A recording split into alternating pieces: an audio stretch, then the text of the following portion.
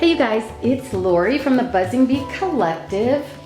Okay y'all, I'm taking you on a journey with me today.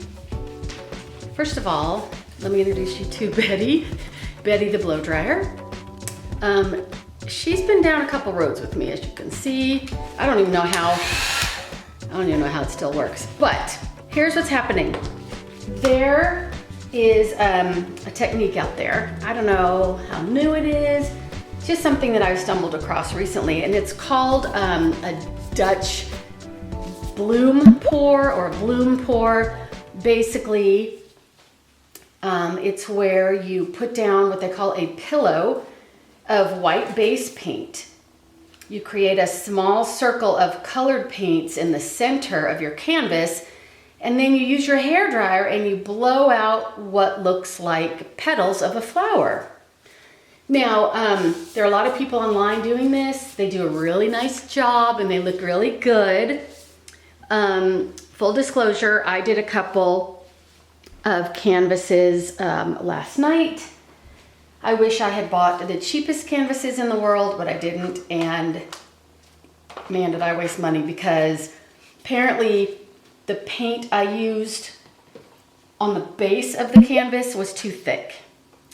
So what ended up happening was, after they dried, the paint totally cracked, and that was such a bummer because I kind of liked the way a couple of them came out, but the paint totally cracked. This is a cake turner. You can also, for goodness sake, you can also use a Lazy Susan. And what I've seen these painters do is they put their canvas down on one of these, which it's not stuck at all, but they put their canvas down on one of these and then they spin them. They spin them in order to kind of force these petals out to the edges of the canvas. So I have mostly leveled, no, I have not. I'm going to level my little cake turner here and then get my canvas stuck on here. I have mixed up what they call the pillow paint.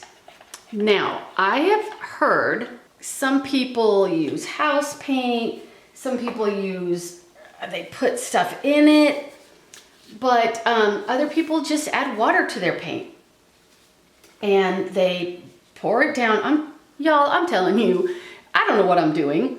I just thought it'd be fun to do this experiment with somebody else, so that we can either all be excited or we can laugh and scrape off this canvas if it doesn't work. Please don't use your pie cutter to do this. There are tools that are meant for this. I'm just spreading out this thin layer. I hope you can see the consistency here. Kind of runs easily over the sides. I was saying in my last little video clip that I tried this last night, and this morning when I woke up, the paint had cracked. So what that tells me is it's too thick. So I've thinned out my paint a little bit. I kind of like to push mine over the sides so that the edges of the canvas get paint on them, so you don't have like naked canvas. Because my goal is to sell these bad boys. Hoping that people think they look good enough to buy. The ones I've seen online are really cool. So, all right, got a pretty even layer here. I'm gonna get my handy dandy torch and pop some of these bubbles. There's quite a lot of them. It's okay. We're gonna be using a hairdryer and that will help also. Look at those guys. Okay. Bubbles are popped. I've also seen put just a little tiny bit more in the center. Okay. Now here goes nothing. So it appeared to me the order in which you put down these paints is kind of important, because the outer rings kind of become the edges of your petals. If you're lucky, you'll actually get petals. You don't need much paint on a canvas this size. So I'm like, that, I don't know. We're gonna go with that. And put another little dollop here. I'm telling you, this will either be like blow up the internet fantastic or it's not gonna be. Okay, that's gold. And then, oh, we're a little bit off center. Oh, I didn't tell you guys, I put down just some sticky tape to hold my little canvas on here. Ooh, all right. So now the powers that be tell me that you just take your hair dryer. Oh goodness, I'm gonna tip this a little bit. We've got some color blending here and I don't know what's happening. But whatever, we're gonna just blow this out and see what happens. Maybe at least you could try to understand the actual process.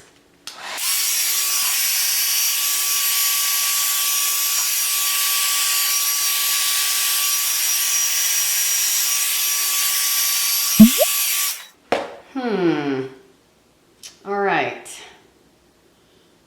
Well, I kind of can see what's going on here.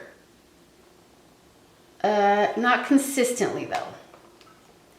The reason I have this on a Lazy Susan or a cake spinner, and I hope this thing goes flying across the kitchen. Okay, so now what's happened is I think I just had too much paint because there's really no definition in petals. But I hope you could kind of see the process I was going for. I might just blow this out and see what it looks like.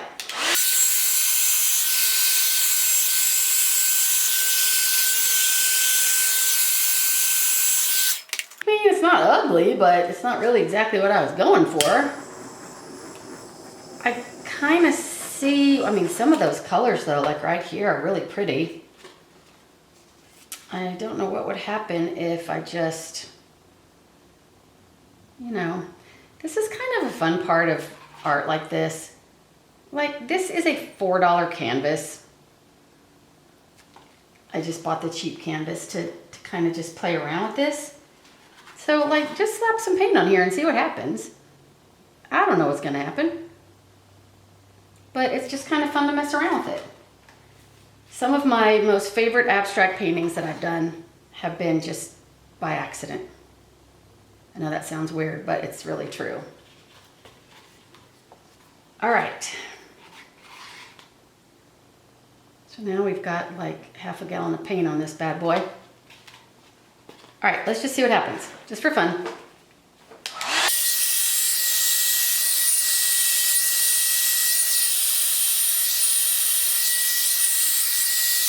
Okay, I don't really know what's happening, but I think it's kind of cool. I don't know. You know, the good thing about abstract art like this is it's subjective. Sometimes things you see that are just ugly, you think are ugly, somebody might really love it.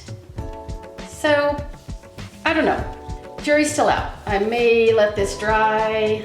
I may scrap it. But anyway, stay tuned and I'll do another video like this and we'll see if we get any better.